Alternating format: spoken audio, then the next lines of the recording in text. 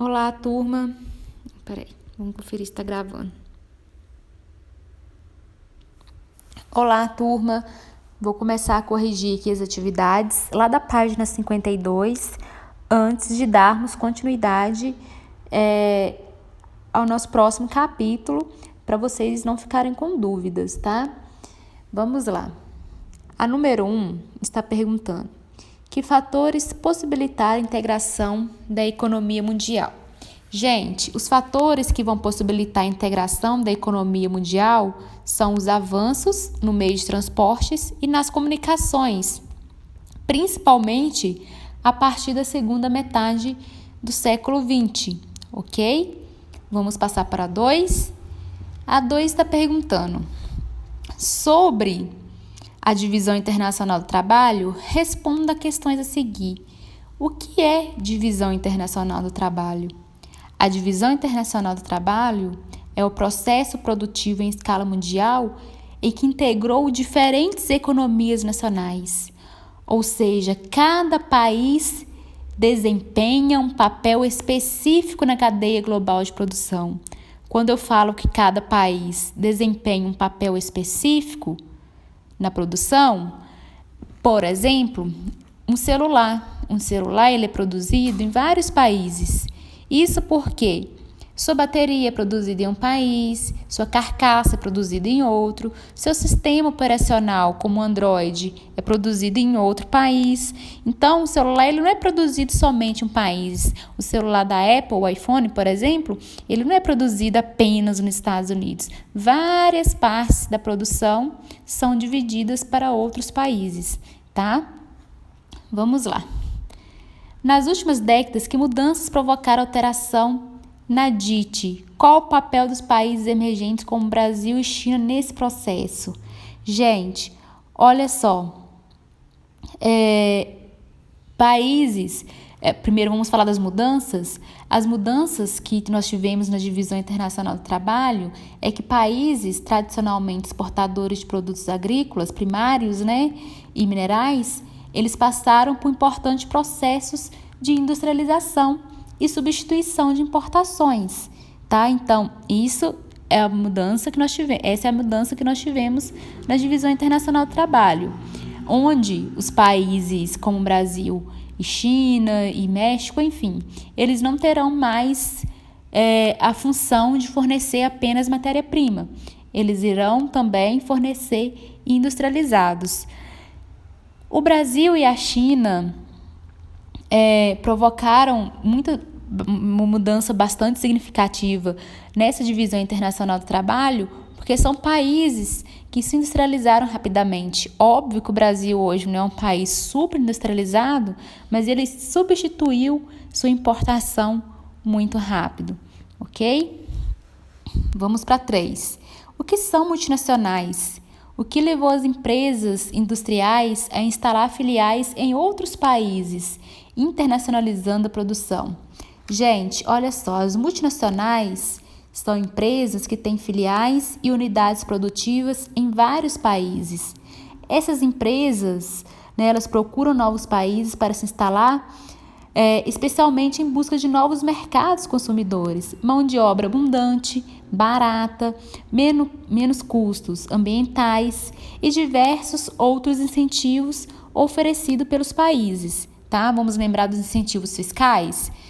Já expliquei para vocês ano passado, não sei se vocês vão lembrar disso, que quando uma empresa ela vem para o Brasil, por exemplo, a Coca-Cola, ela não vai falar assim, nossa, eu vou para São Paulo. Primeiro, ela vai ver qual estado que dará incentivos fiscais.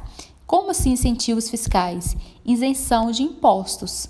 Então, o estado que dará mais isenção de impostos será aquele que vai receber essa indústria, ok? Então, vamos lá. O que levou essas empresas a se instalar filiais em outros países é a busca de mercado consumidor, mão de obra mais em conta, afrouxamento das leis ambientais, ok? 4. A 4 é mais pessoal, Tá aí, você já consumiu algum produto por influência da mídia, das redes sociais? Não sei o que vocês colocaram, mas acredito que sim. Geralmente a gente vê algum produtinho aí em propaganda de Instagram, propaganda de Facebook. Às vezes o produto nem é do Brasil, né? E a gente compra por essa influência mediática. Aí tá perguntando, tá falando para vocês conversarem com os colegas e apontar exemplos de atuação de corporações mundiais que podem ser observados no seu dia a dia. Gente, quando você vai almoçar e tomar uma Coca-Cola, essa é uma influência de uma corporação mundial, é uma influência de uma multinacional, né? Porque é uma empresa multinacional. Então, são coisas simples aí que vocês tinham que colocar. Aí, nós acabamos de retomar e compreender aquilo que nós estudamos, ok? Aí, vamos passar para o próximo, para o 5. A 5 tá assim: as grandes corporações dos países desenvolvidos usam diversas estratégias para maximização dos lucros. O que é maximizar os lucros, gente? Aumentar o lucro. Faça uma pesquisa sobre as principais estratégias que essas empresas adotam e elabore um texto curto, relatando como elas têm afetado os países em desenvolvimento. Gente, olha só. É só vocês lembrarem por que essas empresas vão para outros países. Já falei aqui na 4, por que multinacionais procuram outros países. Mas vocês têm que lembrar que quando uma multinacional ela vem para um país em desenvolvimento, né, um país emergente, ela vai ter uma mão de obra barata. Então, ela pode afetar, né, em questões positivas, como, por exemplo, criação de emprego, mas também questões negativas na criação desses empregos, porque nem sempre esse emprego lhe dará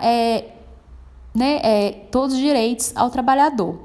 Mas vamos lembrar que tem a criação dessas vagas de emprego. Outra questão que pode influenciar no nosso dia a dia é que, uma vez que uma multinacional vem para o Brasil, por exemplo, nós vamos passar a consumir mais aquele produto. Então, ela vai ter um lucro a mais aí, porque ela vai vender mais, ela vai ter um público-alvo agora, que são os brasileiros, e além disso, vai ter uma mão de obra muito mais em conta, ok? Gente, a 6 tem um mapinha. Deixa eu só colocar no mapa aqui.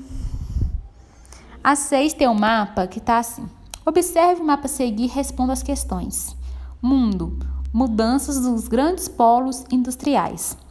Observe na legenda que está de verde são polo industrial histórico séculos 19 e 20, ou seja, lugares que já eram industrializados no século 19 e 20.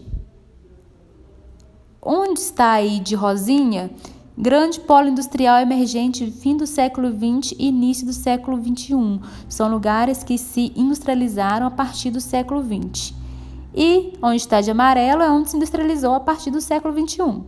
Tem uma setinha verde que está falando que é a desconcentração industrial. Ou seja, gente, desconcentrar, quando eu falo desconcentrar, eu estou falando para vocês que a indústria ela não ficou concentrada apenas em alguns países. A indústria ela não ficou concentrada apenas na Europa Ocidental, nos Estados Unidos. Ela vai descentralizar para outros lugares, vão se desconcentrar para outros lugares. Depois tem a segunda fase da desconcentração industrial. Gente, observem que a primeira fase da desconcentração industrial são para países que se industrializaram a partir da década de 30. Já a segunda fase, que está de vermelho, são lugares que se industrializaram mais recente, né? A partir da década de 70, 80, 90, ou até mesmo nos anos 2000, ok? Aí vamos lá. O que o mapa representa? Porque as setas têm cores diferentes. Olha só, o mapa ele representa as mudanças dos grandes polos industriais e os fluxos, né, de desconcentração das indústrias. As setas elas têm cores diferentes porque elas representam fases diferentes dessa desconcentração industrial, que é a primeira e a segunda fase. Então, repetindo, as setas elas mostram a mudança dos grandes polos industriais e os fluxos de desconcentração industrial, ou seja, para onde as indústrias foram. B. Quais países estão passando pela segunda fase de desconcentração industrial.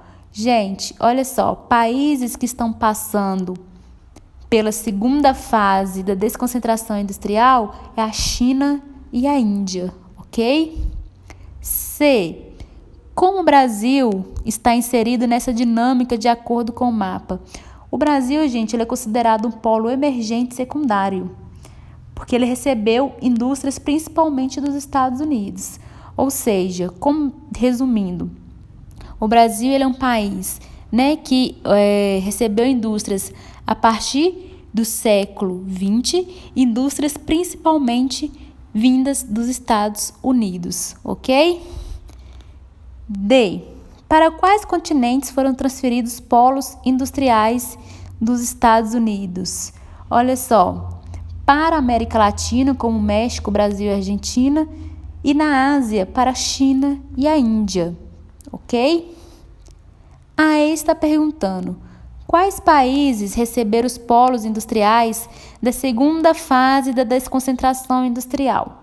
Gente, observem aí, que está com a setinha vermelha, países da Ásia, né? Como Paquistão, Bangladesh, Filipinas, Vietnã, Malásia, Tailândia e a Indonésia. A F é uma resposta pessoal, tá? Em grupo, discuta as causas e as consequências do processo representado nesse mapa. Em seguida, elabora um texto, um caderno com conclusões que o grupo chegou. Gente, olha só, aí vocês podem relacionar a mudança dos polos industriais, né, e a divisão internacional do trabalho. Ou seja, houve a mudança de indústrias para outros países, onde vai acirrar, vai aumentar ainda mais a minha divisão internacional do trabalho, ok? Gente, então, por hoje é só, irei mandar um próximo vídeo.